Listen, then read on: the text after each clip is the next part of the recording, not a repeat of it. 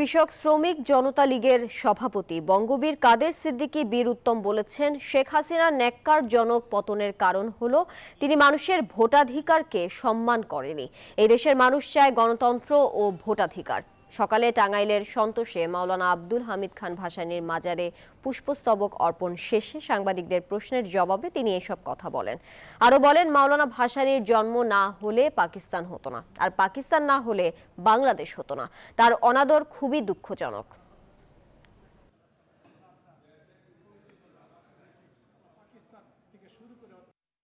এই দেশের মানুষ চায় গণতন্ত্র, চায় ভোটাধিকার। শেখ হাসিনার এই রকম ন্যাক্কারজনক পতনের প্রধান কারণ তিনি মানুষের ভোটাধিকারকে সম্মান করেন নাই। পরপর বেশ কয়েকবার মানুষকে সঠিকভাবে ভোট দিতে দেন নাই, যার ফল এটা হয়েছে।